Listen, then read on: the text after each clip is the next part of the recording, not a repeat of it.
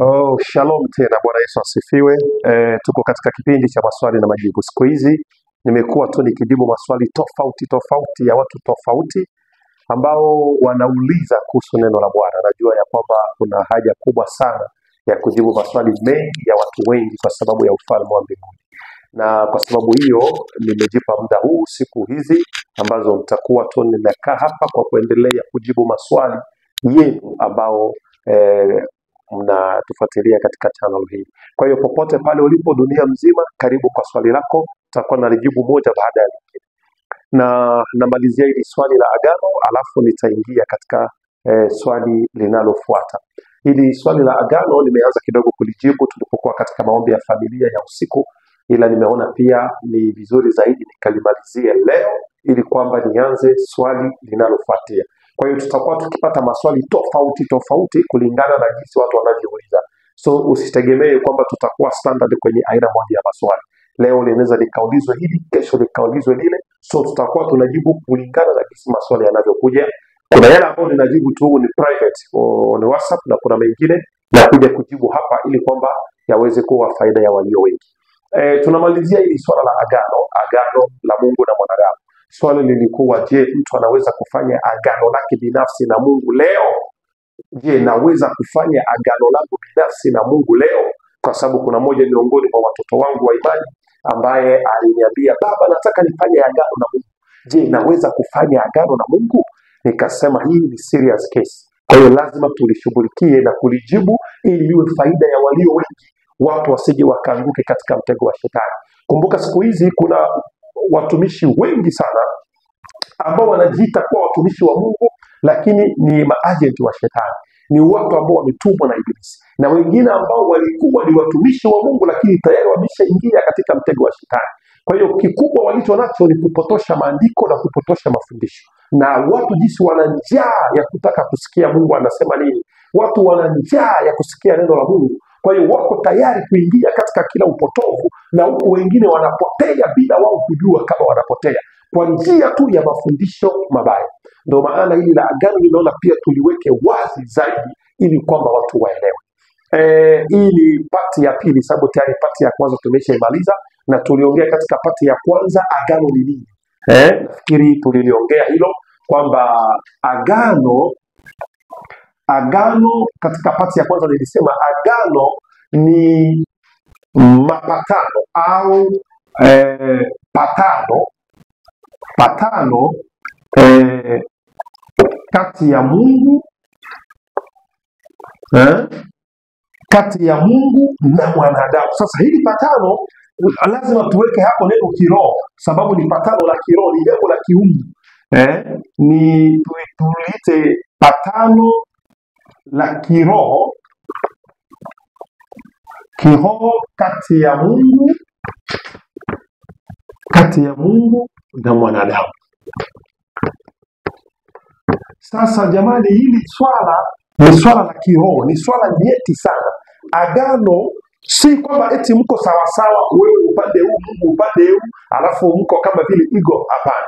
Katika swala hili la agano ni Mungu anatafuta kuonyesha wewe mwanadamu ya kwamba Mungu anakuheshimu. Mungu anaheshimu uhuru wako. Katika hili agano ni Mungu anajaribu kurudisha uhusiano wake bora na mwanadamu. Katika agano ni Mungu anataka kuonyesha uhuru wako wa kuamua na kumtendea kazi, kwamba Mungu hakufanye kama vile robot. Lakini Mungu anakupa pia uwezo na uhuru wa kukubali au kukataa. Kwa hiyo agano ni jambo nzito sana na ni jambo la kiungu ambalo Mungu anafanya kama patano kati yake na mwanadamu kwa ajili ya kufanya kazi yake.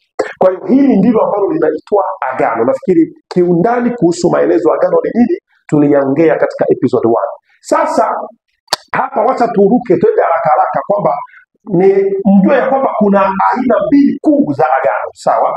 Kuna aina mbili kuu za agano. Kuna agano la sharti na agano bila sharti. Ndio haya ambayo niliandika hapa. Kwa Kifaransa tunaita alliance conditionnelle et alliance inconditionnelle. Kwa hiyo Mungu anapofanya agano na mwanadamu, yani anapofanya lile patano na mwanadamu, kuna baadhi anafanya nao patano kwa shurti, na kuna wengine Mungu amefanya nao patano bila shurti. Na katika Biblia, katika Agano la Kale, nafikiri kuna watu 7 peke yake ambao Mungu alifanya agano na wao, si zaidi ya 7. Yaani kuanza Adamu mpaka Yesu ni watu 7 peke yao ambao Mungu alifanya nao agano. Na ukiangalia vizuri katika maandiko, Mungu alifanya agano na wale mababa wa mataifa, yaani wale watu ambao Mungu alijua ya kwamba hawa ni mababa wa taifa. Kwa mfano, agano la kwanza ambalo Mungu alifanya na Adamu, hebu fungua kwanza Biblia yako. Fungua katika kitabu cha Hosea. Kitabu cha Hosea 6:7. Hosea 6:7. Mungu alifanya agano na Adamu na Adamu akavunja ile agano. Sababu agano zote za shuti ambazo Mungu alifanya na wanadamu waliishia kuvunja lile agano. Sababu mwanadamu daima anashindwa kutii agano. Hosea nasoma kwa jina la Yesu Kristo. Ndio 6:7. 6:7. Lakini wao wamelivunja hilo agano, kama Adamu huko wamenitenda mambo ya hiana. Huyu ni Mungu anatabiri kupitia nabii Hosea kwamba wamevunja lile agano kama Adamu. Ina maana Adamu pia alikuwa na agano na Mungu ambalo alivunja agano hilo. Agano la Mungu na Adamu lilikuwa katika kitabu cha Mwanzo 2:15. Anza 15. Mwanzo 2:15. Yes, Mwanzo 2:15. Hapo tunasoma Mwanzo 2:15. Ndio. Inasema hivi. Mwanzo 2:15. 2:15. Bwana Mungu amemtoa huyo mtu, akamtoa huyo mtu, akamweka katika bustani ya Edeni, ailime na kutunza hiyo bustani. Bwana Mungu akamwagiza mtu akisema, matunda ya kila mti wa bustani waweza kula, lakini matunda ya mti wa ujuzi wa mema na mabaya usile, kwa maana siku utakapokula matunda ya mti huo utakufa hakika. Okay, so hilo ndilo lilikuwa agano la Mungu na Adamu. Na Adamu akashindwa kutii hilo agano, akavunja agano kama jinsi Hosea alivyosema. Ndio maana nimewaambia hivi, agano zote za shuti ambazo Mungu aliweka na wanadamu walivunja zile agano. Ndio maana Mungu akageuza mpango, akaanza kuweka agano bila shuti. So kumbuka, swali letu ni je, naweza kufanya agano binafsi na Mungu leo? Sawa, hebu turuke haraka. Sasa kwa ajili ya kutaka kuchukua muda, nataka tu nichukue agano za watu watatu. Tujifunze kwa kina hizo agano za watu watatu, alafu tutajibu hilo swali tena kama mtu anaweza akafanya agano lake binafsi na Mungu leo. Katika agano kuna vitu muhimu sana ambavyo lazima vionekane katika kila agano. Sawa? Katika agano kuna vitu vifuatavyo. Kitu cha kwanza katika agano ni ahadi. Katika kila agano kuna ahadi. Mungu, nani anayetoa ahadi? Ni ahadi ya Mungu. Mwanadamu hatoi ahadi yoyote kwa Mungu katika agano. Katika agano ni Mungu ndiye anatoa ahadi kwa mwanadamu. Hii ni ahadi ya Mungu kwa mwanadamu. Okay? Ambayo pia inaitwa ahadi ya agano. Hili ndo jambo la kwanza katika kila agano. So naona katika kila agano la Mungu na Adamu, Mungu amempatia Adamu agano, yani ahadi. Sababu hapo baada ya Mungu kumpa hiyo shuti, Mungu alimwahidi baraka, alimwahidi kutawala, alimwahidi maisha mazuri, alimwahidi kutokufa. Ina maana kulikuwa ni Mungu ametoa ahadi. Si Adamu aliyetafuta Mungu ili afanye agano na Mungu, bali ni Mungu aliyetafuta Adamu ili afanye agano na yeye. Jambo la pili katika kila ahadi, amen, ni kitu kinaitwa ishara ya ahadi. Ishara ya agano, kumrazi. Ishara ya nini? Ya agano. So kila agano lina ishara yake ambayo Mungu anaweka. Kwamba hili agano lazima liwe na ishara yake, na ishara yake ndio hii ambayo itakuwa kama vile kila wakati ukiona hiyo ishara wewe mwanadamu, na mimi Mungu nikiona hiyo ishara nitakumbuka ya kwamba kuna agano langu ambalo nilifanya wewe mwanadamu. Na jambo linalofuata katika kila agano baada ya ahadi ya Mungu katika kila agano baada ya ishara katika kila agano, kuna kitu kingine kinaitwa damu ya agano. Damu ya nini? Ya agano. Damu ya agano au zabibu ya agano. Kwa hiyo hii damu ya agano nayo ni lazima katika agano, lazima damu imwagike ili kuweka hiyo agano liwe rasmi. Na jambo la mwisho katika kila agano ambalo ni jambo la 4 ni sehemu zote mbili. Sehemu mbili, sijui nitasemaje hapa Kiswahili bora. Yaani sehemu ya mwanadamu, upande wa mwanadamu na upande wa Mungu ziwe tangible, yani ziwe pale. Yaani mwanadamu awe pale na Mungu awe pale. Yaani hizi sehemu mbili zisiwe imaginaire, zisiwe za kwenye mawazo, lakini ziwe pale, zionekane physically. Au hata kama sio physically, lakini ziwe pale, mwanadamu awe pale na Mungu awe pale. Sababu hii agano ni kitu kinafanywa kama vile mkataba. Sawa? Hebu tuanze agano la kwanza. Fungua Biblia yako. Tuchukue kwanza agano la Mungu, tuchukue agano la Mungu na nani? Na Musa. Tuingie katika agano la Mungu na Musa. Fungua katika Kutoka 19:5-6. Kutoka 19. Yes, Kutoka 19:5-6. Hapa Mungu sawa ana anose agano. Tunaanza na agano la nani? La Musa. Hivi tunataka vibaki hapa tusivivute. Pene zangu ndio zinaanza futi. Sawa, tunaanza agano la nani? La Mungu na Musa. Nimesema tutachukua tu agano 3. Ili tujifunze hivyo vizuri zaidi. Tunaanza katika agano la Mungu na Musa. Mungu na nani? Na Musa. Aya. Mungu anataja agano, Dieu prononce l'alliance. Sawa, ambayo anafanya na nani? Na Musa. Soma. Kutoka 19:5-6. Sasa basi ikiwa mtatii sauti yangu, ikiwa mtatii sauti yangu kweli kweli na kulishika agano langu, hapo ndipo mtakapokuwa tunu kwangu. Hapo ndipo mtakapokuwa tunu kwangu kuliko makabila yote ya watu, maana dunia yote pia ni mali yangu. Ishia hata hapo. Mungu anatamka agano ya kwamba mkishika agano langu. Sababu hili agano la Mungu na Musa, Mungu anafanya hili agano kati yake yeye Mungu na Musa, na Musa anawakilisha wanane wa Israeli. Kwa hiyo hapo ndipo Mungu alipotamka agano kwamba Musa, nitakuja kufanya agano na wewe. Na ukitii ile agano langu, ona yatakayoambatana na wewe. Ona, nenda haraka katika Kutoka 24:3-8. Kutoka 24:3-8. Mungu sasa hapa anafanya agano na Musa. 24:3, anza kwenye mstari wake wa 3. Musa akaenda akawaambia watu, maneno yote ya Bwana na hukumu zake zote. Watu wote wakajibu kwa sauti moja. Wakasema nini? Maneno yote aliyoyanena Bwana tutayatenda. Sikiliza, kwa agano la sharti ni agano nzito sana. Ndio maana msiwe haraka. Kuna mtu mmoja ameniambia, mimi nilikuwa nikifanya ninaomba ninasema, Mungu naweka agano langu na wewe. Utakuja kujiweka kama shingoni. Wewe unaweka agano na Mungu. Wanadamu bwana. Yaani nimekuja kujua watu wanatumia maneno tu ovyo ovyo hivi, hawajui uzito wa hayo maneno. Alikuwa anafanya nikiomba, anasema, Mungu naweka agano langu na wewe. Unaweka agano na Mungu wewe? Endelea. Basi Musa akayaandika maneno yote ya Bwana. Akaondoka asubuhi na mapema. Akajenga madhabahu chini ya mlima. Musa huyo na nguzo 12. Kwa hesabu ya kabila 12 za Israeli.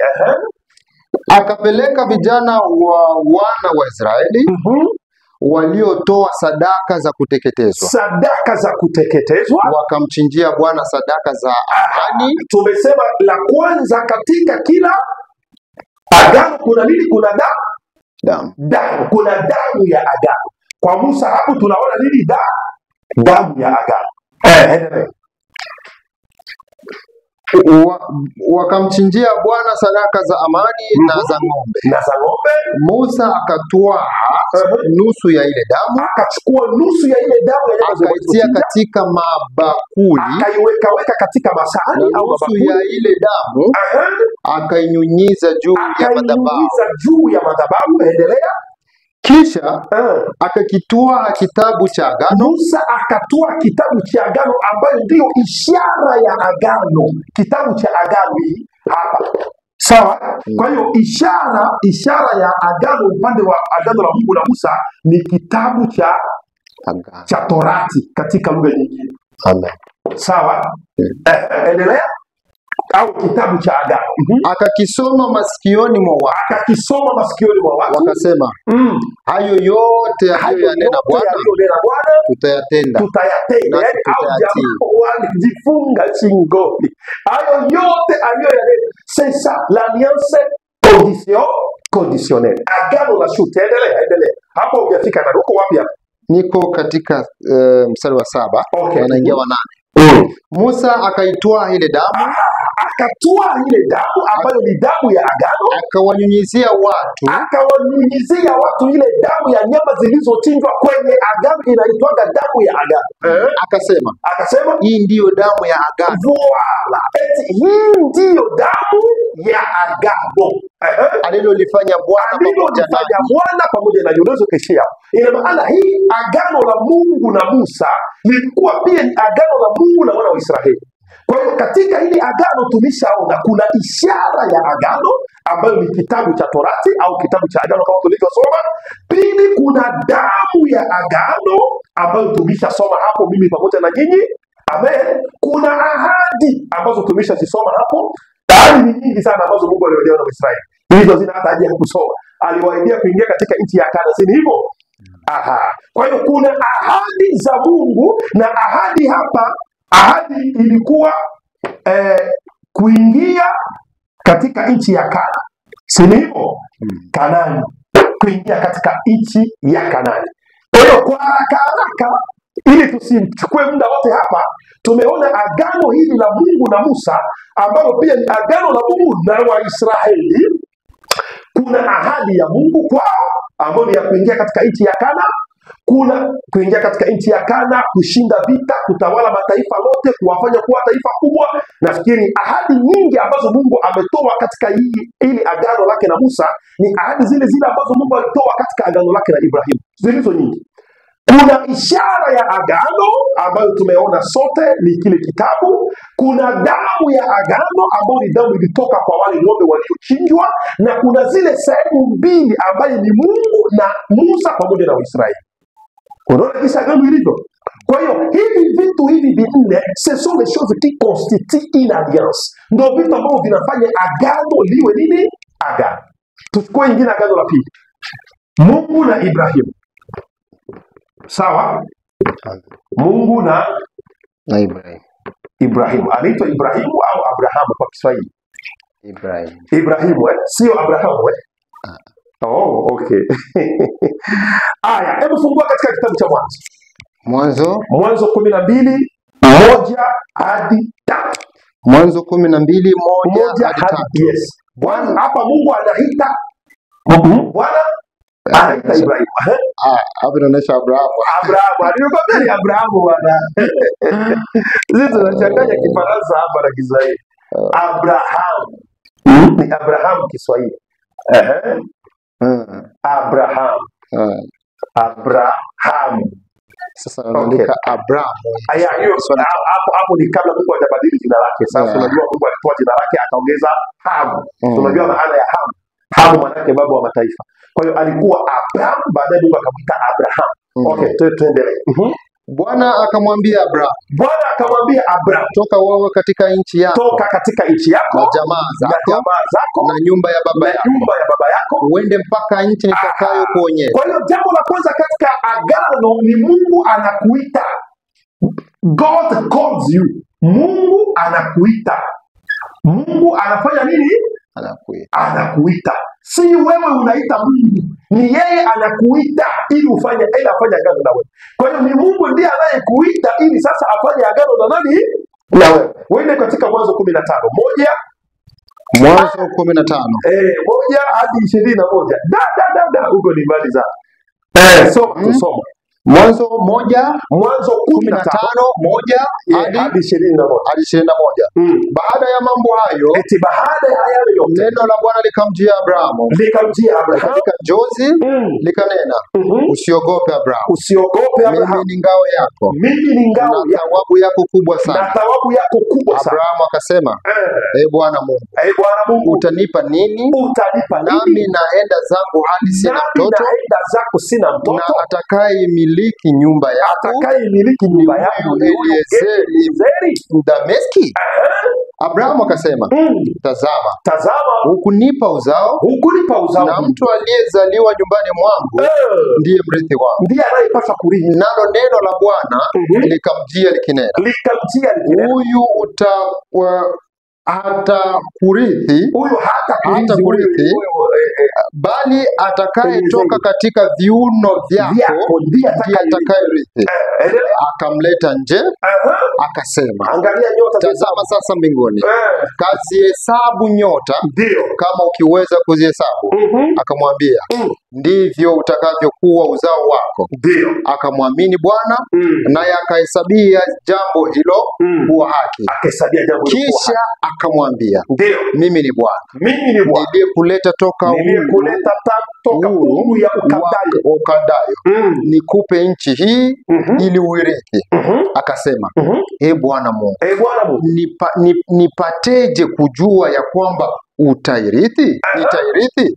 Akamwambia, unipatie ndama wa miaka 3. Mungu akaanza kuomba. Sasa msubiri nianze kuandika. Mungu anataka fanya agano na Ibrahimu. Kwanza akaomba Ibrahimu nini? Ndama wa miaka 3. Sawa? Ndama wa miaka 3.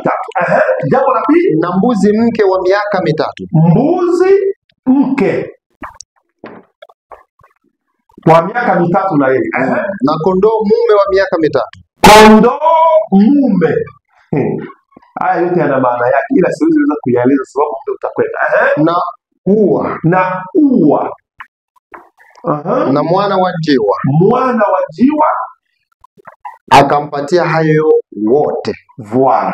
So haya ndiyo mambo 1, 2, 3, 4, 5 ambayo Mungu aliomba kwa Ibrahimu ili afanye agano na Ibrahimu. Mungu akamwambia, nipe ndama, nipe mbuzi, nipe kondoo, nipe ua, nipe na mwana wa njiwa. Kwa hiyo Ibrahimu akachukua hawa wote akampa Mungu. So unaona Mungu yupo na Ibrahimu yupo. Akampatia hao wote. Akawapasua vipande viwili. Nani aliyewapasua? Hebu endelea kusoma. Kifupi, akapasua ndama, akapasua mbuzi, akapasua na kondoo. Hakupasua hawa. Hakupasua ua na mwananjiwa. Sawa? Endelea kusoma. Akawaweka kila kipande kuelekea mwenzake. Ila ndege hakuwapasua. Ndege hakuwapasua, yani ua na mwananjiwa hakuwapasua. Isipokuwa tu alipasua hawa wawili, watatu. Yani ndama, mbuzi mke na kondoo mume. Hata tai walipotua juu ya mizoga, wakaja tai ambaye haya mambo ni mazito sana, kama nieleze kwa ndani sijui.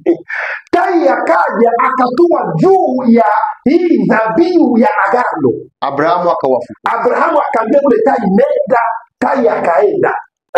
Na jua lilipokuwa likichwa, yani ilikuwa kama mida ya usiku, jua lilikuwa likichwa. Usingizi mzito ulimshika. C'est ça l'alliance inconditionnelle. Hii ndio agano ambalo agano bila shurti. Ndio maana Mungu aliruhusu Ibrahimu alale, sababu Ibrahimu asingepita katikati ya wale wanyama. Sababu kitendo cha Ibrahimu kupita katikati ya wale wanyama waliopasuliwa vipande viwili, maana yake ni kwamba na mimi Ibrahimu, kama sikutii maneno haya ya agano, nife kama hawa wanyama. Sasa Mungu jinsi alivyopenda Abrahamu kumrazi, akampa usingizi, akamlalisha, akalala. Endelea kusoma nisitangulie Biblia. Hofu ya giza kuu ikamwangukia. Giza kuu likaangukia Ibrahimu, Akamwambia Abrahamu, akamwambia Mungu, ujue hakika ya kwamba uzao wako utakuwa mgeni katika nchi isiyo yake. ndio Watawatumikia watu wale, nao watateswa muda wa miaka 400. Mungu anaanza kumwambia Abrahamu mambo yatakayokuja katika uzao wake. Hata na taifa lile watakao watumikia nitawahukumu taifa lile. Baadaye watatoka na mali mengi, lakini wewe utakwenda kwa baba zako, wewe Musa utakusha kufa kwa amani, utakusha kufa, utazikwa katika uzee wema. Endelea. Na kizazi cha nne kitarudi hapa, maana haujatimia uovu wa Maamori bado. Ndio ikawa jua lilipokuchwa likawa giza. Tazama, tanuru ya moshi na mwenge unaowaka ulipita ukapita kati ya vile vipande vya nyama. My Lord. Hapo kuna mambo mazuri sana ambayo tunatamani nigaeleze. Lakini endelea. Siku ile Bwana akafanya agano na Abrahamu. Hiyo ndio siku Bwana akafanya agano na nani? Na Ibrahimu. Akasema uzao wako nimewapa nchi hii. Ahadi zinaanza sasa. Sawa? Kwanza hapa pia tumeona nini? Ahadi za uzao wake. Kupewa nini? Kupewa nchi. Kutoka mto wa Misri mpaka huo mto mkubwa, mto Frati, Mkeni na Mkenizi, na Mkadmoni, na Miti, na Mperizi, na Mrefai, na Mwamori, na Mkanani, na Mgirgashi, na Myebusi. Umefika 21. Ndio. So hii ndo siku ambayo Mungu alifanya agano na nani? Na Ibrahimu. Hebu ruka haraka hapo. Nenda katika huyo Mwanzo 17. Mwanzo 17. Yeah, 1 hadi 14. 1 hadi 14. Tumeona kitu cha kwanza hapa ni nini? Ni ahadi. Abrahamu alipokuwa mtu wa miaka 99, Bwana akamtokea Abrahamu. Mungu tena akamtokea. Akamwambia nini? Mimi ni Mungu Mwenyezi. Uende mbele yangu kawe mkamilifu. Uende mbele zangu kwa ukamilifu. Na nitafanya agano langu kati ya mimi na wewe. Nami nitakuzidisha sana. Ahadi nyingine hiyo ya agano. Kumzidisha. Endelea kusoma. Abrahamu akaanguka kifudifudi. Sana. Abrahamu akaanguka kifudifudi. Unajua hii sana ina maana yake. Kuna sana na alafu kuna sana. Ina maana Abrahamu anazidishiwa sehemu mbili sana. So hii sana, hebu hata basi kidogo hata nieleze hii.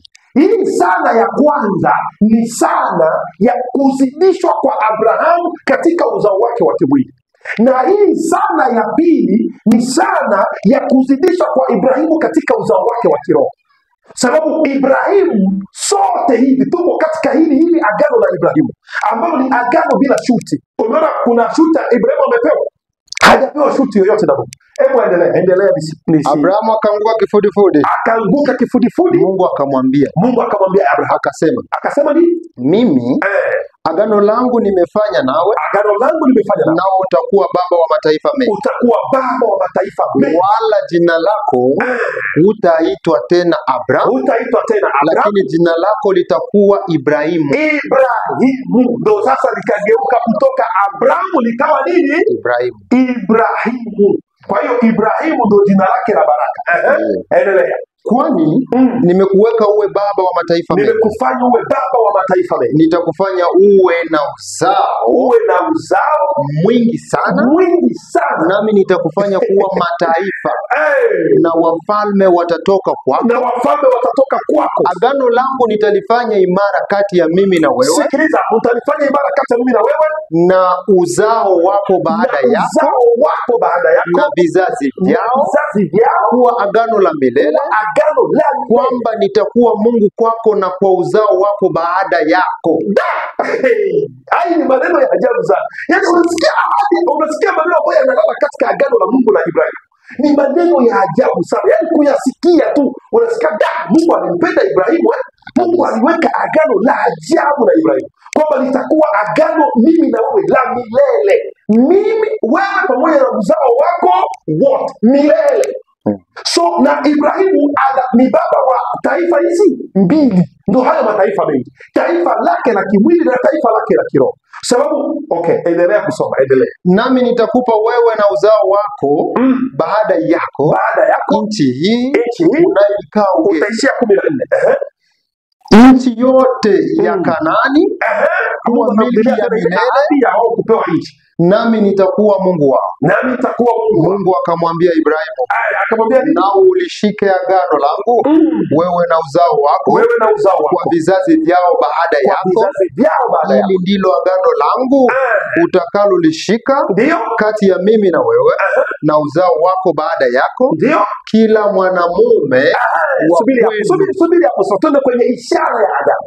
Sababu katika agano la Mungu na Musa tumeona vyote hivi. Tumeona ahadi ya Mungu, tumeona ishara ya agano, tumeona damu ya agano, na tumeona sehemu mbili zote zikifanya kazi. So katika agano la Mungu na Ibrahimu pia tulishaona ahadi. Sasa tunataka ona ishara ya agano. Soma sasa. Kila mwanamume kwenu atatairiwa. Endelea. Mtatairiwa nyama za ngozi yenu, na jambo hilo litakuwa ishara ya agano kati ya mimi na ninyi. Na ndo maana wanaume wote wanatairiwa. Na jambo hilo itakuwa ishara ya nini? Ya agano. Donc chaque alliance a un signe d'alliance. Kwa hiyo kila agano ina ishara ya agano. Ndio maana tunavaa pete. Nilipataga taabu Tanzania mwaka 2021. Mchungaji, mbona unavaa pete? Nikamwambia ni ishara ya agano ya mimi na mke wangu. Kwa hiyo kila agano lina ishara ya agano. Kwa hiyo Mungu sasa katika agano lake na Ibrahim, ishara ya agano ilikuwa wanaume wote kutairiwa. Sasa labda mtu atauliza swali, sasa kama ishara la agano kati ya agano la Mungu na Abrahamu ilikuwa wanaume kutairiwa, sasa wanawake walifanyiwa wanawake hawakufanywa chochote, kwa sababu mwanamke nyakati zile alihesabiwa juu ya baba yake mzazi. Yaani mwanamke alikuwa ndani ya baba yake ambaye baba yake alitairiwa, au alihesabiwa juu ya mume wake ambaye mume wake pia alitairiwa. Kwa hiyo mwanamke hakukeketwa. Hapakuwa kukeketwa nyakati zile jamani. Haya mambo ya kukeketa wanawake ni mambo ya kishetani tu. Sawa, mwanamke hakufanyiwa chochote. Ni mwanaume tu ndiye ambaye alitairiwa. Kwa hiyo ishara ya agano katika agano la Mungu na Abraham ilikuwa kutairiwa. Na damu ya agano tumeshaiona tayari, sababu Mungu alichinja nini?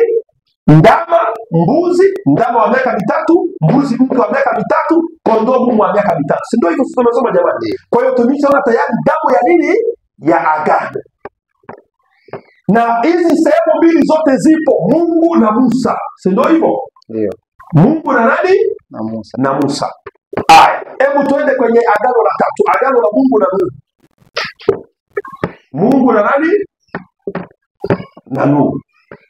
Na nataka watu wajue kitu kingine hapa. Katika kila agano Mungu anataja kitu kinaitwa nini? Uzao wako. Katika agano la Mungu na Musa, Mungu amesisitiza kuhusu uzao wako. Katika agano la Mungu na Ibrahimu, Mungu amesisitiza kuhusu uzao wako. Kumbuka swali letu ni je, naweza fanya agano lako binafsi na Mungu leo? Sasa tuangalie katika agano la mwisho hili la Mungu na Nuhu. Sisi tunajua sote Nuhu. Fungua Mwanzo 6:18. Mwanzo 6:18. Yes, Mwanzo 6:18. Okay. Mwanzo 6:18 nasema hivi. lakini nitafanya agano langu nawe. Huyu ni Mungu anaambia Ibrahimu, nitafanya agano langu mimi nawe kuwa thabiti. Nawe utaingia katika safina. Utaingia katika safina. Wewe na wanao. Wewe na wanawe. Na mkeo. Na mkeo. Na wake za wanao. Ukasimamia hapa. Huyu ni Mungu anataja kwamba atafanya agano lake na mtumishi wake anaitwa nani? Nuhu. Katika agano hili pia Mungu ametaja uzao wake. Yaani ukitazama vizuri, wote ambao Mungu alifanya agano na wao walikuwa ni wababa wa uzao, yaani wababa wa mataifa mengi. Ndio watu ambao si kwamba eti hapakuwa watumishi wengine walikuwepo. Wakati wa Musa hapakuwa watumishi wengine wa Mungu, walikuwepo.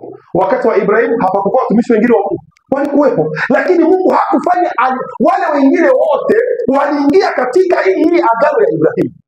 Wale wengine wote waliokuwepo watumishi wengine wakati wa Musa, wote waliingia katika agano hii ya Musa. Mungu sasa hakuja eti afanye sasa agano na kila mtu, hapana. Yaani ile agano aliyofanya na Musa iliingiza Wayahudi wote. Ile agano aliyofanya na Ibrahimu iliingiza Wahebrania wote. Ile agano aliyofanya na Nuhu iliingiza uzao wote wa nani? Wa Nuhu.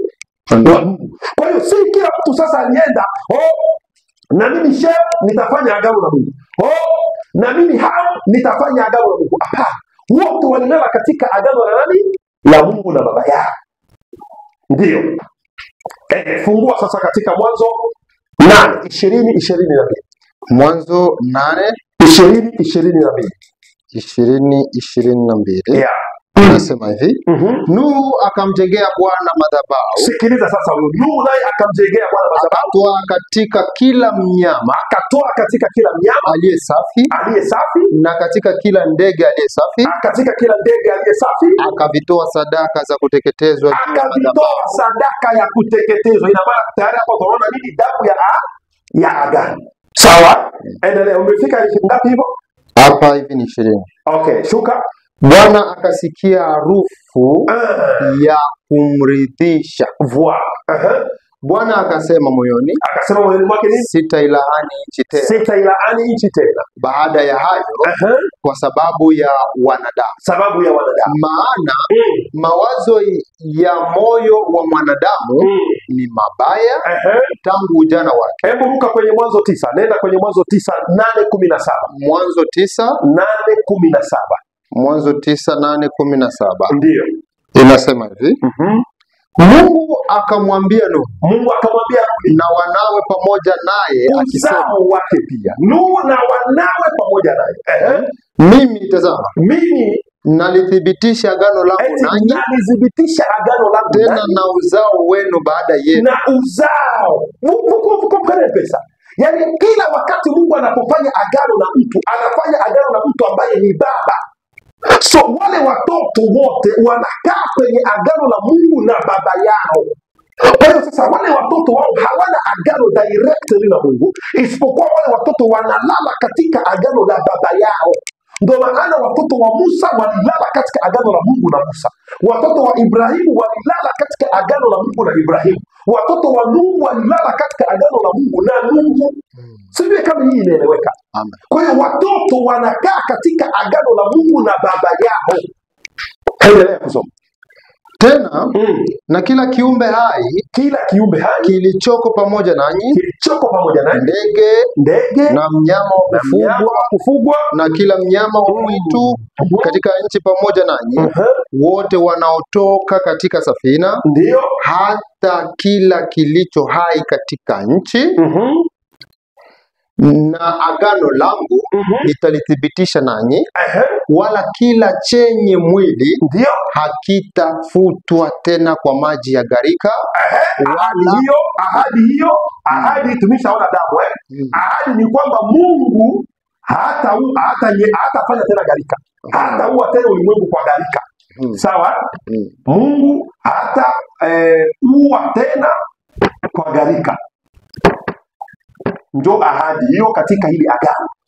Ahadi katika agano la Mungu na Nuhu ni kwamba Mungu hataua kwa gharika. Wala hakutakuwa tena gharika. Hakutakuwa tena gharika. Baada ya hayo. Baada ya hayo. Kuiharibu nchi. Ndio. Mungu akasema, hii ndiyo ishara ya agano nifanyalo kati yangu na ninyi. Ishara ni nini? Endelea. Hilo ndilo ishara la agano nifanyalo kati yangu na ninyi na kila kiumbe hai kilichoko pamoja nanyi kwa vizazi vyote hata milele. Vyote hata milele. Umekuwa ngapi hapo? 12 nataka 13. Endelea. Mimi naweka upinde wangu mbinguni. Ishara ya agano ni upinde wa mvua. Nao utakuwa ni ishara ya agano kati yangu na nchi. Mvua. Upinde wa mvua itakuwa ishara ya agano kati ya Mungu na nchi. Ina maana tukiona upinde wa mvua, Mungu anakumbuka agano lake ya kwamba hatafanya tena gharika. Kwa hiyo gharika haitakuja tena. Ndio hii ishara ya agano. Malizia hapo. Hata itakuwa ni kitanda mawingu juu ya nchi. Kitanda mawingu juu ya nchi. Upinde utaonekana mwinguni. Upinde wa mvua unaonekana. Nami nitalikumbuka agano langu. Na mimi Mungu nitakumbuka agano lililoko kati yangu na ninyi. Lililoko kati yangu. Na kila kiumbe hai katika wote wenye mwili. Ndio. Wala maji hayatakuwa gharika tena. Gharika haitakuwa tena. Kuharibu wote wenye mwili. Hebu simamie hapo tusichukue muda mwingi sana. Na sehemu zote mbili zilikuwepo. Sehemu mbili hapa ni Mungu na Nuhu. Si ni hivyo? Mungu na Nuhu. Kwa hiyo katika hii analyze fupi ambayo tumefanya hapa ya haraka haraka, tumegundua kwamba katika agano zote ambazo Mungu alifanya na wanadamu, kwanza Mungu alifanya na baba. Sawa? Amen. That is the first point. Mungu amefanya agano zote na baba. Mungu hakufanya agano na mwanamke. Mungu amefanya agano na mwanamke hapa? Hapana. Mungu hajafanya agano na mama. Mungu amefanya agano na mababa. Sasa hao mababa ni mababa gani? Ni wababa wa taifa. Unaona hapo? Ni wale watu wakubwa ambao wamebeba taifa, ndio watu ambao walifanya agano na Mungu. Yaani angalia, agano na Musa na uzao wako. Agano na Ibrahimu na uzao wako. Agano na Nuhu na uzao wako. Wote waliofanya agano na Mungu ni watu mababa. Mungu alifanya pia agano na hii ni agano la kumfanyia Mungu kazi. Hizi sio agano za kifalme. Sababu Mungu pia alifanya agano na Daudi. Lakini agano la Mungu na Daudi sio agano la kumfanyia kazi yeye. Isipokuwa ilikuwa ni agano ya kifalme. Sababu pia hapo kuna aina nyingine za agano ambazo sikotaka kuingilia. Kwa hiyo hawa kwanza lazima wawe ni wanani wa baba. Unaelewa vizuri hapo? Kwa hiyo huyu mtoto wangu alikuwa ni binti. Nikasema wewe mwanamke utafanya agano na Mungu kama nani? Nikasema hata kama tungekuwa kwenye agano la kale, wewe usingefanya agano na Mungu. Wewe ni mwanamke. Huwezi fanya agano na Mungu. Utafanya agano na Mungu kwa uzao gani? Wewe huna uzao. Sababu ili ufanye agano na Mungu lazima uwe na uzao. Sababu Mungu hawezi fanya agano na wewe tu, ila hilo agano lazima liende katika uzao wako. Sasa mwanamke hanaga uzao. Mwanamke anakuwa na uzao. Mwanamke hakwagi na uzao. Sasa mtafanyaje agano na Mungu? Na Mungu ili afanye agano lazima uwe ni baba. Sababu hilo agano litatembea pamoja na uzao wako. Jambo lingine ambalo tumekuta katika agano ni kwamba ni Mungu ndiye anaenda kuwaita wale watu ili yeye afanye agano na wao, sio wao wanamuita. Kwa hiyo sejekile za pe. Jambo lingine tumeona katika agano, hawa watu wawili lazima wawe pale present. Sio mambo tu unaenda kwenye maombi kama alivyonajikia binti wangu mmoja, unaenda kuomba tu unasema Mungu nafanya agano na wewe. Unafanya agano na yeye. Ndiko aye baba. Mungu lazima awepo pale, unaongea. Mungu yupo unaongea. Na yeye ndo ata-initiate agano lake kwako. Yeye ndo atalianzisha. Jambo lingine ni damu ya agano. Sasa mama, wewe unasema ulifanya agano na Mungu. Kwa damu ipi? Je, mlichinja nyama? Jambo lingine ni ishara ya agano. Wase, tuonyeshe sasa una ishara gani ya agano wewe? Tumeona katika wakati wa Musa ishara ya agano ni Torati. Si ndivyo? Tumeona wakati wa Ibrahimu ishara ya agano ni kutahiriwa, la circumcision. Tumeona wakati wa Nuhu ishara ya agano ni upinde wa mvua. Sasa wewe unasema umefanya agano na Mungu, ishara yako ni ishara gani? Hauna ishara. Jambo lingine katika agano ni ahadi ya Mungu kwako. Okay, umefanya agano na Mungu kwa ahadi ipi ambayo Mungu amekupa, ambayo itaambatana na wewe na uzao wako? Amen. Sasa tunaona, ndio maana nimeambia watu wasikilize kwa makini. Nafikiri hapa naweza nikavute. Okay, sababu tumeshaona hawa watatu. Sasa swali lilikuwa, je, si tumeshaona mfano wa agano hizo ambazo Mungu alifanya na wanadamu? Sasa swali liko, je, mimi binafsi leo naweza kufanya agano langu na Mungu? Naomba usikilize kwa makini sasa hapa. Iko hivi ndugu zangu wapendwa, Mungu kwanza uelewe, Mungu anafanya agano na Baba na watoto wote. Sasa Dieu fait l'alliance avec le Père. Dieu ne fait pas l'alliance avec les enfants. Dieu ne traite pas avec les enfants. Mungu hafanyi kazi na watoto. Les gens doivent comprendre ce que Dieu travaille. Ce n'est pas dire qu'il y a kuta watumishi wengine watakuwepo, watu wengi tu, lakini Dieu ne traite pas avec les enfants. Mungu hafanyi kazi na watoto. Mungu anafanya kazi na wababa. Mungu anafanya agano na wababa. Hivi sijui kama mnanielewa vizuri. Mungu anafanya agano na wanani? Na wababa. Kwa hiyo inabidi awepo baba ili Mungu afanye agano na yeye, alafu sisi watoto tunaingia katika lile agano la baba yetu. So katika lile agano la baba yetu pia kuna twingine kuna mapatano madogo madogo ambao tunaweza kusema vile sous alliance, tunaziita kwa Kifaransa les sous alliance, kama vile tumaagano, lakini sio agano, ni nadhiri ambazo unatoa, ila unaingia kwanza katika agano lako wewe na baba yako. Amen. Sasa baada ya hizo zote agano, ndio sasa Mungu akatuletea agano iliyo sahihi. Fungua Biblia yako kwanza. Katika Waebrania 8:8. Katika Waebrania 8:8. Ya Hebreu 8:8. Nasoma katika Waebrania 8:8. Waebrania 8:8. Waebrania 8:8, sikia. Maana hawalaumupo asema angalia nini? Siku zinakuja. Mungu akasema eti siku zinakuja, asema Bwana, nami nitawatimizia nyumba ya Israeli. Nitawatimizia nyumba ya Israeli kitu gani? Na nyumba ya Yuda agano jipya. Agano jipya. Yaani Mungu ataacha hizi zote agano za kale, sawa, ambazo tumeona, atatutimizia agano nyingine mpya. Na hiyo agano mpya ambayo Mungu atatutimizia ndiyo agano iliyo bora zaidi. So hiyo agano mpya ambayo Mungu atatutimizia ataifanya na baba yetu. Hebu fungua katika kitabu hicho tu cha Waebrania 7:22. 7:22. Waebrania 7:22. 7:22. Sorry. Waebrania 7:22. Ndio. Tunasoma Waebrania 7:22. So inasemaje? Basi kwa kadiri Yesu amekuwa mdhamini wa agano lililo bora zaidi. Eti kwa kadiri Yesu, haleluya, amekuwa mdhamini wa agano lililo bora zaidi. Yaani hili agano la Yesu ndo bora zaidi kuliko hizi agano zingine zote. Sababu hili agano la Yesu kwanza ni agano bila shuti, chini ya neema.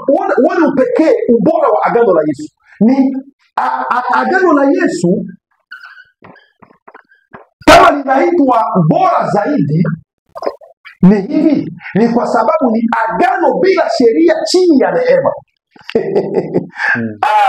Hili ni agano la ajabu. Agano bila shuti, agano bila shuti, chini ya neema. Agano yani ni kama vile kwa bure, ni kama vile tunapewa vitu vyote kwa bure. Sasa agano bila hakuna shuti hata hii. Alafu tena tuko chini ya nini? Si ndio maana watu wanaiba labda na wako tu wanaishi. Unafikiri zamani ungekuwa hivi mwizi mzinzi hivi na kuanza kupigwa majiwe? Lakini leo watu wako mpaka wengine wako wa lesbian, wengine wako wa gay na wanaishi tu. Kwa nini? Kwa sababu tuko na agano lililo bora zaidi, ambalo ni agano bila shuti, tena liko chini ya rehema. Hatukupewa shuti hata moja sisi. Hata hii kama vile Ibrahimu alikuwa na agano bila shuti, lakini halikuwa chini ya rehema. Unaona hapo tofauti kidogo kati ya agano letu, ijalishi kwamba zote ni agano bila shuti na sote tu wana wa Ibrahimu, lakini kumeongezeka kitu kingine ambacho kinaitwa neema. Ndio maana agano la Yesu ndio lililo bora zaidi. Hebu fungua huyo Waebrania 10:29. Waebrania 10:29. 10:29 inasemaje? Waebrania 10:29 ndio. Waebrania 10:29 inasema hivi. Mwaonaje haikumpasa adhabu iliyo kubwa zaidi mtu yule aliyemkanyaga mwana wa Mungu na kuhesabu damu ya agano aliyotakaswa kwayo kuwa ni kitu ovyo na kumfanyia jeuri roho wa Mungu. Tuende katika lingine agano hapa sasa, agano la Mungu na Yesu. Si ndivyo? Amen. Agano la Mungu na Yesu. Mungu na nani? Na Yesu. Makapele zangu makapele zinaanza. Agano la Mungu na Yesu. Hebu ruka kidogo katika Wakorintho wa kwanza. Au Waebrania 12:24. Waebrania 12:24. Waebrania 12:24. Okay, inasema hivi. Inasema haje hapo, alafu nieleze kitu fulani. Tumeshafanya ni saa dakika 51. Okay, sawa. Na Yesu mjumbe wa agano jipya. Yesu mjumbe wa agano hili jipya, na damu ya kunyunyizwa inayo mema kuliko ile ya Habili. Hapa tuliposoma katika Waebrania 10, hivyo umesoma Waebrania 10:29 pauzilie tena 24. Usoma Waebrania 10:29. 29 nasema hivi. Maana Mungu wetu ni moto ulao. Waebrania 10:29. Ndio hiyo. 10:29 inasema? Hii ilikuwa ni Waebrania 14. Waebrania 10:29 tuone damu ya agano. Okay, Waebrania 10:29 inasema hivi. Mwaonaje haikumpasa adhabu iliyo kubwa zaidi mtu yule ambaye anakanyaga mwana wa Mungu na kuhesabu damu ya agano iliyotakaswa kwayo kuwa ni kitu ovyo. Mtu yeyote akikanyaga damu ya Yesu kwamba ni kitu ovyo, huyo anapaswa adhabu kubwa sana. Kwa hiyo kuna kitu nataka nieleze hapa. Hiyo na mimi sikuwa nataka nifikishe risala. Ni kwamba Mungu, nienda haraka tu. Mungu anafanya agano na Baba. Mungu afanya agano na Mwana. Hapana. Sawa? Mungu anafanya agano na nani? Na Baba. Na sisi wote baba yetu ni nani? Si ni Yesu Kristo. Hilo halina haja mpaka tusome kwenye Biblia. Kusema kwamba Yesu ndiye baba yetu, hilo halina haja la kusoma. Yesu ndiye baba yetu, Yesu ndiye mwokozi wetu, Yesu ndiye mwamba wetu, Yesu ndiye yote katika yote. Kwa hiyo Mungu akafanya agano na Yesu. Sawa? Ambaye ni baba yetu. Hili agano jipya ni tofauti na zile agano za zamani. Hili agano jipya hakutolewa tena nyama. So tumeona katika agano la Mungu na Musa alitolewa nyama. Katika agano la Mungu na Nuhu alitolewa nyama. Katika agano la Mungu na Ibrahimu alitolewa nyama. Si ndio hivyo? Lakini sasa katika agano hili lililo bora zaidi hakutolewa tena nyama. Akaja sasa akatolewa, akajitoa Mungu mwenyewe. Bwana wewe, hili agano la ajabu. Agano ambalo Mungu mwenyewe anajitoa kwenye nafasi ya mnyama. Unaona? Sasa c'est très grave ça. Sasa katika hilo agano Mungu akajigawa katikati.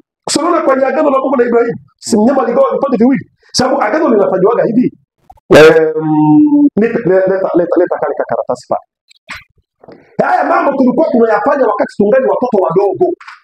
Wakati tungali watoto wadogo tulikuwa tunafanya haya mambo, tulikuwa tunaita mashimbo. Michezo ya kitoto. Tukipinga kuwa wa majina, tunakamata kaunti. Zamani tulikuwa tunakamata kaunti bwana. Tafuta kaunti, hakuna kaunti yako. Tulikuwa tunatafuta kaunti sisi. Hakuna kaunti hebu tutumie basi hata kaka karatasi. Tunakata kaka karatasi. Tunapinga majina. Tunakata hivi. Wewe unabeba kipande na mimi nabaki na kipande. Haya mambo tuliyafanya kama watoto zamani, ila tulikuwa hatujui maana yake. Na unaambiwa eti hiki kipande ambacho mimi nimebeba nisikipoteze. Na wewe kipande ambacho umebeba usikipoteze. Siku ambayo tutakutana tena tutaunganisha vile vipande vyetu. Yaani ni wewe umebeba sehemu yangu na mimi, yani wewe haukamiliki bila mimi na mimi sikamiliki bila wewe. Sorona hii karatasi, sorona ilikuwa inaandikwa maandishi. Ina maana tulivyokata wewe umebeba sehemu ya maandishi. Yaani hii karatasi haikamiliki bila kipande ulicho nacho. Na wewe kipande ulicho nacho hakikamiliki bila kipande nilicho nacho mimi. Ina maana wewe umekuwa sehemu yangu na mimi nimekuwa sehemu yako. So ili kwamba tufanye kazi pamoja tena, ili kwamba haya maandishi yaunganike, inabidi tena tukusanye hivi vipande viwili. Eske unaelewa maana hichi kitu? Ambacho tulifanya sana tukiwa watoto. So na ni hivyo kumbe ndio kisi Mungu naye alifanyaga. Unaelewa hapo sasa? Ndio maana Mungu alikuwa anakata ule mnyama katikati. Ibrahimu anabaki na kipande, ndio maana ya ule tai kuja kudema kwenye ule mzoga. Ina maana kuna kipande, kuna nyama ule tai aliyekula kwenye ule mzoga akaenda naye. Unaelewa hapo sasa? So na ndicho kilichofanyika siku ile pale Kalvari. Pale Kalvari Mungu aligawanyika katika sehemu tatu. Katika sehemu hizi mbili kuu. Sawa? Baada ya Mungu kugawanyika, mwili ukabaki kaburini. Sawa? Roho wa Mungu akaenda mbinguni. Nafsi nayo ilipokuja akafufuka tena, yeye inaenda wapi? Mbinguni. Nafsi, sawa, na mwili baada ya kubaki kaburini baada ya siku 3. Si ndio hivyo jamani? Yesu akafufuka. Yesu alipofufuka ule mwili tena ukapanda ukaenda wapi? Mbinguni. Kwa hiyo nafsi na mwili wa Yesu vikarudi wapi? Mbinguni. Ila roho aliyekuwa ndani ya Yesu akabaki wapi? Duniani. Unaelewa vizuri hapo? Kwa hiyo roho hii nayo imeisha. Kwa hiyo roho alibaki duniani, l'esprit. Ndio kitu nataka nionyeshe hapa. Watu waone hili agano kuu zaidi. Roho hii nayo imeisha. Roho alibaki wapi? Duniani. Makapele zangu Roho alibaki duniani. Makapele zangu zote zimeisha. Hii haiandiki hata kidogo. Roho alibaki wapi? Duniani. Mwili ukaenda wapi? Mbinguni. Kwa hiyo Mungu akajigawa katika sehemu mbili. Mpaka leo roho hajarudi. Roho yuko hapa duniani, hajarudi mbinguni. Jusqu'à présent Roho Mtakatifu yuko hapa. Na hajarudi. Sasa Roho Mtakatifu yuko hapa, anakaa ndani yetu. Unaona sasa hapo ina maana sasa sisi agano imeshatendeka tayari. Ndio lile agano lililopitika pale msalabani. Yaani pale msalabani ni Mungu alifanya agano na Yesu. Kwa hiyo sisi sasa tunakuja kuingia katika agano ambalo limeshafanywa. Sisi hatutatoa tena mnyama. Sisi hatuna agano nyingine la kufanya tena. Sisi sasa ni kula matunda, sawa, ya agano la Mungu na Yesu. Matunda ya hii agano. Sijui kama unanielewa hapo. Kwa hiyo agano limeshafanyika tayari. Agano lipo tayari. Agano lilishatendeka na lishamalizika. Kinachobaki kwetu sisi ni kuingia sasa katika agano. Na sasa tunaingiaje katika hii agano? Kwa kupata ile sehemu iliyobaki hapa duniani ya agano. Si nyama lazima akati vipande viwili. Sehemu iliyobaki duniani mimi ni roho. Kwa hiyo sisi tunaingia katika agano kwa kumpata roho wa Yesu. Mkompeni? Nafikiri mnaelewa pale. Kwa hiyo hakuna tena cha wewe kufanya agano na Mungu leo. Katika lugha nyingine, ukitaka kufanya agano la Mungu leo, ingia katika agano la Mungu na Yesu. Sababu hii ndo agano iliyo kubwa zaidi. Hii ndo agano nzuri zaidi. Wewe utafanya agano gani na Mungu? Kwa mfano mimi nitafanya agano gani na Mungu? Kwa lipi? Kwa taifa gani? Kwa uzao upi? Agano limeshatendeka tayari. Chenye kinabaki hapa ni sisi kuja tunaingia katika ile agano ambayo Mungu alifanya na mimi na Yesu. Na hii ilikuwa ili sisi tuingie kiurahisi katika ile agano bila sharti ambalo liko chini ya neema. Agano bila sharti tena chini ya neema. Kwa hiyo tunachokifanya sisi ni kuenjoy tu. Hakuna tena cha kutii pale. Sisi ni kuenjoy tu. So ukishapata Roho Mtakatifu, kwako kuishi neno inakuwa automatic. Sio tena mambo ya kupambana. Sio tena uache kuvuta sigara mpaka utoke jasho. Hapana. Uache kusema uongo mpaka utoke jasho. Hapana. Ndio maana katika Ukristo jambo la kwanza la kutafuta ni Roho Mtakatifu. Sababu ukishapata Roho Mtakatifu maana yako unaingia ndani ya agano. Na ukishaingia ndani ya agano wewe ni kuenjoy tu raha ya agano. Sababu Roho Mtakatifu atakuwezesha kuishi neno na kupata ahadi zilizo katika agano. Hili agano letu na Yesu kuna ahadi nyingi sana. Jamani, hizi ahadi si nyingi sana. Tunaweza tukazimaliza. Ahadi ambazo Yesu ametupa. Kuna ahadi ya kwanza, uzima wa milele. Si ndio hivyo? Ahadi nyingine mara 100. Ni nyingi sana. Mambo yote mara 100. Kama uliacha wandugu utapata wandugu mara 100. Uliacha pesa utapata pesa mara 100. Kila kitu mara 100. Ahadi nyingine Roho Mtakatifu. Ahadi nyingine baraka zote za Mungu. Ahadi nyingi sana zimejaa katika maandiko. Sitaki kumaliza, tutashinda tuko tunasoma maandiko. Ahadi zilizolala katika agano la Mungu na Yesu. Ishara ya agano ni nini? Ni Roho Mtakatifu. So ukiwa na Roho Mtakatifu moja kwa moja una ishara ya agano la Mungu na nani? Na Yesu. Ahadi ni nyingi. Damu ya agano ni nini? Ni damu ya Yesu Kristo. Ndio zabibu iliyotolewa. Ndio damu iliyotolewa. Hebu fungua katika Wakorintho wa kwanza 11:27. Wakorintho wa kwanza. Hapa tunasoma Wakorintho wa kwanza 11:27. Wakorintho wa kwanza. Wakorintho wa kwanza 11:25. 11:25 ndio. Sio 15, sio 11. Wakorintho wa kwanza 11 aya ya 25. Okay. 11:25. Ndio. Nasema hivi. Inasema na hivi baada ya kula akakitwaa kikombe, akasema kikombe hiki ni agano jipya katika damu ya. Kikombe hiki ni agano jipya katika damu yake. Fanyeni hivi kila mnywapo kwa ukumbusho wako. Hiyo inaeleweka sana. Yaani damu ya Yesu, kuna kikombe ni agano jipya.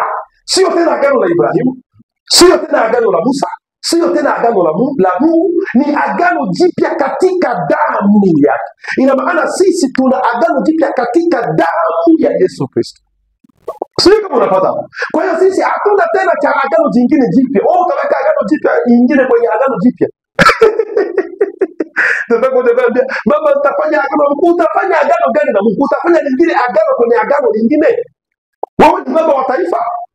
Baba wa taifa siku hizi ni mmoja tu, anaitwa Bwana Yesu Kristo. Na sisi sote tunaingia katika hilo agano la Yesu. So sasa ni katika hii agano la Yesu ndio kuna Waefeso 4 sasa. So Waefeso 4 wote wanaona sasa katika agano la nani? La Yesu. So hawana agano lingine wao la kufanya. Ambapo wanaweza wakafanya ziseke je hapo naziri. Mungu nitendeke na nitakutendea. Mungu nitendeke nitakutendea. Sio agano. Ce sont des vœux. Mungu anaweza akakwaidia nitakufanyia hiki nitakufanyia hiki. Ce n'est pas encore une alliance. Ce sont des vœux. L'alliance que nous avons, c'est l'alliance de Jésus-Christ. Ile agano la nani? La Yesu Kristo. Na sote tunalala katika hilo agano la Yesu Kristo. Kwa hiyo nafikiri nimejibu hilo swali, na hii itakuwa episode ya mwisho kwa hili swali. Je, naweza nikafanya agano langu binafsi leo na Mungu? Hapana. Wewe agano ambalo utafanya leo ni kuingia ndani ya Yesu. Amen. Ni kumpokea Roho Mtakatifu, ndo uingie kwenye agano lililofanywa kati ya Mungu na Yesu, ndo agano jipya tulilonalo. Yaani sisi tuko ndani ya agano mpya, hatuko ndani ya lile agano la zamani. Wewe utafanya agano ndio litaitwa agano gani sasa? Itaitwa agano jipya. Sababu tuna agano nyingine mpya tulionayo mpaka leo, tuko ndani ya Yesu Kristo. Hivi tunahubiri nani? Yesu Kristo. Mungu wetu ni nani? Yesu Kristo. Tunamsifu nani? Yesu Kristo. Tunaimbia nani? Yesu Kristo. Ina maana mambo yote tunayoyafanya Yesu Kristo. Which means tuko katika agano la nani? La Yesu Kristo. Watu wa Musa walisikiliza nani? Musa. Walitembea kwenye shuti za nani? Za Musa. Na sisi tunamsikiliza nani leo? Yesu. Tunatembea kwenye shuti za nani? Za Yesu. Ina maana tuko katika agano la nani? La Yesu. Watu wa wakati wa Ibrahimu walitembea kwa shuti za nani? Za Ibrahimu. Walimsikiliza nani? Ibrahimu. Je, mtu gani angekuwa wa wakati wa Ibrahimu tena afanya agano lingine na Musa na Mungu? Wewe ni uzao wa Ibrahimu, tena wakati Ibrahimu yupo ufanye agano lingine na Mungu, na bado uko hapo na Ibrahimu bado yupo. Ibrahimu angeelewa hicho kitu? Ibrahimu angesema wewe una kichaa, utafanya agano gani? Na ni Mungu ndiye angekuja kufanya agano na wewe wakati Ibrahimu yupo hai na agano lake bado lipo. Unaona hapo sasa? So Yesu watu bado yupo hai, sababu ni yeye yule jana leo na hata milele. Na hili agano letu ni agano la milele. Nimeshaeleza ni sawa? Ndio, dakika 5. Na dakika 5. Hili agano letu na Yesu ni agano la milele. Ina maana Yesu hafi. So sisi wengine wote wa Kristo wote ambao wako kinyume na Yesu hawapo katika agano la Yesu. Hao wataenda jiuliza siku ya hukumu kama walikuwa wanafanya kazi kwa agano gani. Sitaki kuwataja majina. Waislamu, wadani, watajibu siku ya hukumu kama walifanya kazi kwa agano lipi. Sisi tunafanya kazi kwa agano la nani? La Yesu, ambao ni agano jipya. Kwa hiyo sisi tukiwa ndani ya Yesu hakuna agano lingine tena. Tukiwa ndani ya Yesu tayari tuko ndani ya agano. Sisi mmenielewa hapo? Nafikiri hiyo nimeeleweka. Jamani, nimepitiliza hata saa. Kuna verses zingine nilitaka nisome lakini saa zimeenda. Lakini basi Mungu abariki haya machache, na mimi nimeeleweka. Kwa wakati huu tulionao tuko chini ya agano la Yesu Kristo ambao ni agano jipya, hakuna agano lingine la kufanya. Kwa hiyo nimejibu hilo swali. Kesho tunaingia kwenye swali lingine. Bwana wabariki na asante.